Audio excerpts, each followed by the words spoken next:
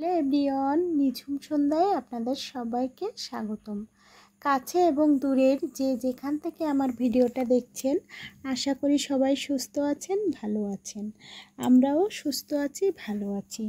আর এখন বাজে সকাল 6টা। আমি উঠে পড়েছি সকালবেলায় ঝুমঝুম ঝুমঝুম বৃষ্টির আওয়াজে। আর উঠে দেখেন পাতার উপর কত সুন্দর বৃষ্টির ফোঁটা পড়ছে। তো আমি দাঁড়িয়ে দাঁড়িয়ে কিছুক্ষণ বৃষ্টির ফোঁটা গুনে এবার চলে এসেছি থালা বাসনপত্রগুলো ধোয়ার জন্য সকালবেলায়। তো অনেক দিন এমন হয় যে আসলে রাতে অনেক আলসেমি লাগে, ওই জন্য ধুতেও ইচ্ছা করে না। তো দেখেন সেগুলো হবে হয়তো রাত্রিবেলা জমিয়ে রাখি। বেশিরভাগ দিনটাই এমনটা হয় না, বেশিরভাগ দিনটা দেখা যায় কি আমি রাত্রিবেলাতেই সব কিছু পরিষ্কার করে রাখি। কিন্তু আজকে বেশ আলসেমিতে ধরেছে আমাকে, ওই জন্য সকালবেলায় উঠে পরিষ্কার করতে হচ্ছে। আর আরেকটা বিষয় যে সকালবেলা উঠে দেখবেন আসলে থালা বাসন ধোয়া পালা করতে একটু ভালো লাগে না। রাত্রিবেলাতে যদি বাসনপত্র রান্নাঘর সমস্ত সব কিছু ক্লিন করে রাখা হয়, তাহলে সকালবেলায় উঠে একটা ফ্রেশ কিচেন পাওয়া যায় আর মানসিকভাবেও শান্তি পাওয়া যায়। রাত্রিবেলায় যখন আলসেমি করে ধুইনি বাসনপত্রগুলো, তখন তো সকালবেলা আমাকে ধুতেই হবে, এটাই তো স্বাভাবিক। তো দেখেন আমি বাসনপত্রগুলো মেজে ধুয়ে পরিষ্কার করে নিচ্ছি। আর আজকে রান্নাবান্নাটাও একটু দেরি করে উঠিয়ে দেব। সকালবেলায় একটু চা নাস্তা করে তারপরে একটু ফ্রেশ হয়ে তারপরে আমি দুপুরে রান্নাবান্নাটা উঠিয়ে দেব। আজকে আমার হাজব্যান্ড সকালবেলায় উঠে উনি কিছু না খেয়েই চলে গেছেন, ওই জন্য ভাবছি একার জন্য আর কি করব, ওই জন্য একা একা আর কিছু করিনি। তো একটু চা বিস্কিট খেয়ে আমি যে থালা বাসন ধুয়ে তারপরে দেখেন আমি রয়েছে মিড শেপের উপরের অংশটা একটু শোকেসের মতো দেখতে। তো এখানে কাচের জিনিসপত্র এবং কাপ পিরিচ এগুলো সাজিয়ে রাখা যায়। তো দেখেন এগুলো আমি পরিষ্কার করে ফেলেছি। আজকে মিড শেপটা আসলে কিচেনে থাকতে থাকতে একটু তেল কাস্টেও পড়ে গেছে। তো আমি সব কিছু দেখেন যে বয়ামগুলো ছিল সমস্ত সব কিছু আমার ব্লেন্ডারের জার সব কিছু আমি ধুয়ে পরিষ্কার করে মেজে সকাল সকাল আমি কিন্তু উপর দিয়ে রেখেছি যাতে জলটা ঝরে পড়ে। আর উপরে একটা কাগজ বিছানো ছিল, এই যে এটার ভিতরে কাগজ বিছানো ছিল, কাগজগুলো আমি চেঞ্জ করে নিয়েছি। আর এইগুলো আমি চেঞ্জ করি আসলে বাসায় অনেক হয় পুরনো ক্যালেন্ডার থেকে যায়, সেই ক্যালেন্ডারগুলো পুরনো বছরের ক্যালেন্ডারগুলো আমি যত্ন সহকারে রেখে দিই এভাবে করে, যাতে আমি পেতে দিতে পারি মিটচেপের উপর কিংবা অন্যান্য সাইড যেখানে আসলে জিনিসটা রাখতে পারি, সেই জন্য আমি কিন্তু এভাবে করে পুরনো ক্যালেন্ডারগুলো বিছিয়ে দিই। তো দেখেন পুরনো ক্যালেন্ডারগুলো বিছিয়ে দিয়ে তার উপর দিয়ে আমি আমার মগ, তারপরে ফ্রিজ, তারপরে কাপ, যে প্রয়োজনীয় জিনিসগুলো আমার সব সময় লাগবে চোখের সামনেই আসলে কিচেনে প্রয়োজন হয়, সেই জিনিসপত্রগুলোই আমি এখানে রেখে দিই। তো দেখেন পরিষ্কার করে খুব সুন্দরভাবে সব কিছু আমি একে একে গুছিয়ে ফেলছি।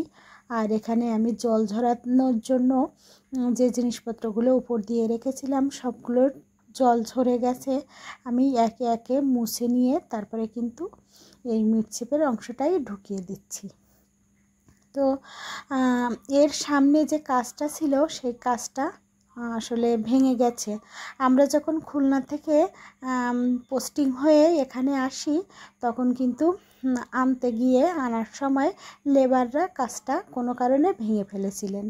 তো কি আর করা, ওই কাজটা এখানে এসে আর লাগানো হয়নি। একটা জিনিস আসলে কোনোভাবে নষ্ট হয়ে গেলে আজ লাগাবো কাল লাগাবো করে কিন্তু আসলে সময় ক্ষেপণ হয়, কিন্তু আসলে সেই জিনিসটা আর লাগানো হয় না। আলসেমি করে বলেন যে করেই করে বলেন, আসলে সেই জিনিসটা আর পরবর্তীতে লাগাতে অনেক দেরি হয়ে যায়। তো দেখেন আমি পরবর্তীতে স্নান করে পূজা দিতেও চলে এসেছি। তো এখন স্নান করার পরে আমি পূজা দিয়ে তারপরে রান্নাবান্নার কার্যক্রম শুরু করে দেব, দুপুরের রান্নাবান্নার। যেহেতু আমার হাজব্যান্ড দুপুরবেলায় এসে খাওয়া দাওয়া করবেন ওই জন্য। আর এখানে দেখেন আমি ঠাকুর পুজোটাও দিয়ে নিচ্ছি। তো আমার পূজা দেওয়া শেষ, আমি এবার আমার আউটসাইড টুকটাক যে কাজগুলো আছে সে কাজগুলো করে তারপরে জামা কাপড়গুলো একটু শুকাতে দিয়ে এসে তারপরে রান্নাবান্নার কার্যক্রম শুরু করে দেব। তো যাই হোক, এখন প্রচুর পরিমাণে বৃষ্টিও হচ্ছে, জামা কাপড় প্রত্যেক দিনের তা প্রত্যেক দিন ধুয়ে দিয়েও কিন্তু শুকাচ্ছে না, এত পরিমাণ বৃষ্টি হচ্ছে। তো আমি জামা কাপড়গুলো সমস্ত সব কিছু ধুয়ে পরিষ্কার করে দিয়ে আমি রান্নাঘরে রান্না করার জন্য চলে এসেছি। তো আমি আগে ফার্স্টেই ভাতটা উঠিয়ে দেব। তো আমি রাইস কুকারে যেহেতু রান্না করা হয় ওই জন্য রাইস কুকারের বাটিতেই আমি চাউলটা উঠিয়ে নিই। আর এখানে চাউলটা খুব সুন্দরভাবে ধুয়ে পরিষ্কার করে তারপরে আমি ভাতটা উঠিয়ে দেব। আর এই চাউলগুলো হচ্ছে আমাদের নিজেদের ক্ষেতের চাউল। তো আমরা বাড়ি থেকে চাউল নিয়ে বছরের জন্য চাউলগুলো সংরক্ষণ করে রাখি, যাতে বছর জুড়ে আমরা এই বাড়ির চাউলের ভাত খেতে পারি, ওই জন্য। আর এবার চাউল আনতে অতটা বেশি কষ্ট হয়নি বাড়ি থেকে, যেহেতু এবছর অন্যান্য বছর অনেক কষ্ট হয়ে যায় বাড়ি থেকে এত দূর পর্যন্ত চাউল আনতে, কিন্তু এবার একটা সহজ ব্যবস্থায় চাউল নিয়ে এসেছি, সেটা হচ্ছে কুরিয়ারে খুব সুন্দরভাবে চাউলগুলো নিয়ে এসেছি। তো ভাতটা আমার হয়ে গেছে। আর এখানে দেখেন রান্না করার জন্য সবজি কাটতে এসে দেখি পেঁপে নিয়ে এসেছিলেন আমার হাজব্যান্ড বাজার থেকে, পেঁপেটা পেকে গেছে, আধা পাকা আধা কাঁচা অবস্থা। তো কি আর করা, পেঁপেগুলো আমি কেটেও নিয়েছি। আর এখানে আজকে আমি রান্না করব টাকি মাছ দিয়ে আলুর ঝোল, আর সেই সাথে পেঁপে দিয়ে রুই মাছ। তো আরও 2-1 আইটেম রয়েছে, সেগুলো আগে অবশ্য আমি রান্না করে উঠিয়ে নিয়েছি, আলু ভাজা এবং ডাউল। তো তরকারি সবজি কাটতে কাটতে আমি ওই আইটেমগুলো রান্না করে ফেলেছি। আর এখন আমি এগুলো খুব সুন্দরভাবে পরিষ্কার করে ধুয়ে তারপরে রান্নাটা কিন্তু বসিয়ে দেব। তো চলে এসেছি রান্না করার জন্য, কড়াইতে তেল দিয়ে দিয়েছি। আর এখন আমি মাছগুলো একে একে ভেজে নেব।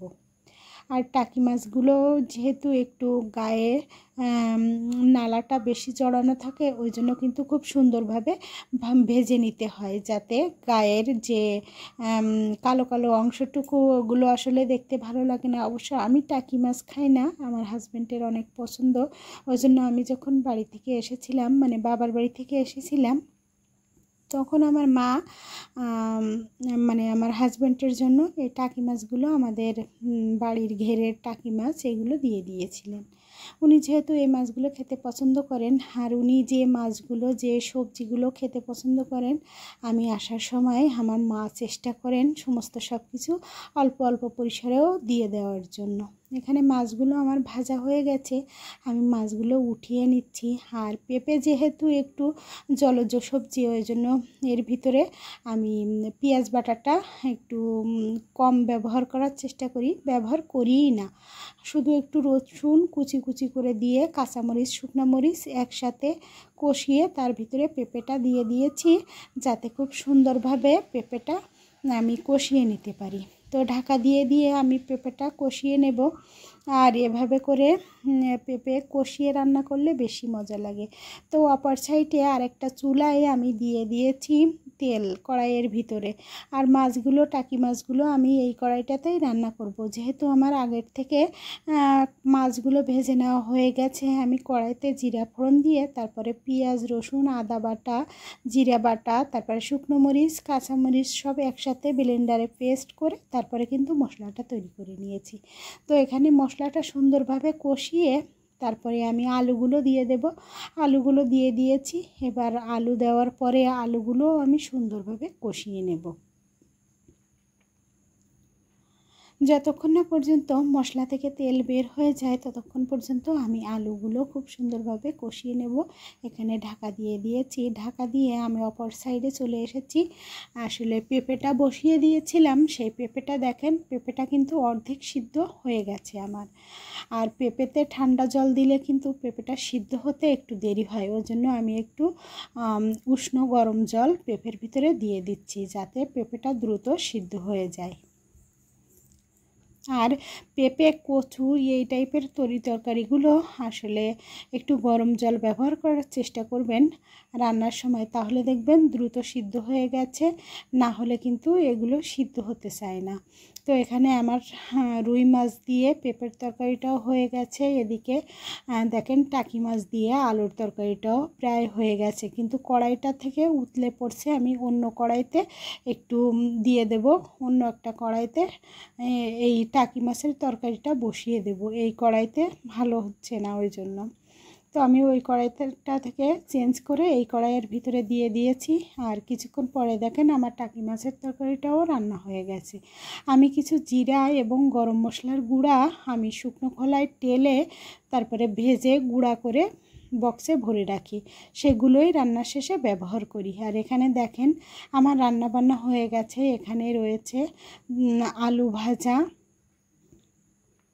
আর আলু ভাজার সাথে রয়েছে ডাউল, এই যে এটা হচ্ছে মসুর ডাউল। আর এবার এই সাইডে আছে টাকি মাছ দিয়ে আলুর তরকারি। আর এই তরকারিটা নাকি আজকে অনেক মজা হয়েছিল, আমার হাজব্যান্ড খেতে খেতে বলছিলেন। আর এখানে আছে পেঁপে দিয়ে রুই মাছের তরকারি। তো এই ছিল আমাদের আজকের দুপুরের লাঞ্চ মেনু। কেমন লেগেছে আপনাদের কাছে? কেউ যদি আমার ভিডিওটা একটুও দেখে থাকেন তাহলে অবশ্যই একটা কমেন্ট করে বলে যাবেন আসলে কেমন হয়েছে আমাদের দুপুরের লাঞ্চ মেনু। তো আমরা এখন খাওয়া দাওয়া করে নেব। আর আমি আমার হাজব্যান্ডকে এই যে ভাতও দিয়ে দিয়েছি। তো আমি যেহেতু টাকি মাছটা খাই না, ওই জন্য আমার হাজব্যান্ডকে একটু টাকি মাছের তরকারিটা দিয়ে দিচ্ছি। উনি টেস্ট করে বলবেন আসলে তরকারিটা কেমন হয়েছে। আর টাকি মাছগুলো কিন্তু বেশ বড় বড় সাইজেরও ছিল। টাকি মাছগুলো আসলে অনেক মজাও হয়েছে। তারপরে কাটতে যেয়ে দেখি টাকি মাছের পেটের ভিতরে ডিমও ছিল অনেক। তো এবার পেঁপে দিয়ে রুই মাছের তরকারিটা দিয়ে দিচ্ছি। তো পেঁপেটা যেহেতু একটু পাকা পাকা ছিল, ওই জন্য আসলে একটু তরকারিটা অন্যরকম লেগেছে। তো দুপুরবেলায় একটু ঘুমিয়েছিলাম, হঠাৎ বৃষ্টির শব্দ শুনে দেখেন কাপড়গুলো এনে বেডের উপর কিভাবে ঝাঁপ দিয়ে ফেলেছি। তো এগুলো এখন আসলে ভাঁজ করে আমি নেব। তো ভাঁজ করা শেষ, আমি ভাঁজ করে গুছিয়ে নিয়েছি। আর যে কোনো জিনিসপত্র, জামা কাপড় বলেন, সব কিছু আমার সাথে সাথে ভাঁজ করে রাখতে বেশি ভালো লাগে। আর যেহেতু এগুলো রৌদ্র থেকে উঠিয়ে এনেছি, গরম গরম একেবারে ভাঁজ করে রেখে দিয়েছি, যাতে আসলে বৃষ্টির সময় যে একটা ভাপা ভাপা গন্ধ হয়, সেই গন্ধটা যাতে না হয়। রৌদ্রের প্রখর তাপের যে আমেজটা যেন জামা কাপড়ে থাকে। তো দেখেন কি পরিমাণের বৃষ্টি শুরু হয়ে গেছে। আমি দেখছি আসলে প্রচুর বৃষ্টি হচ্ছে। এত বৃষ্টি হচ্ছে, বাইরে তো একেবারে ধোঁয়ার মতো দেখা যাচ্ছে। তো আমি যতদূর সম্ভব আমার ব্যালকনি থেকে একটু ভিডিও করার চেষ্টা করেছি। আর আমার পাশেই কিন্তু দেখেন একটা কচু ক্ষেত। তো এখানে প্রচুর পরিমাণে আসলে জোক আছে, এখানে যেতেও ভয় লাগে। আর বাইরে দেখেন কি পরিমাণের বৃষ্টি হচ্ছে, প্রচুর বৃষ্টি। তো আপনাদের একটু দেখানোর চেষ্টা করছি, একেবারে কুয়াশার মতো ধোঁয়া উঠছে, বৃষ্টি, এত বৃষ্টি হচ্ছে।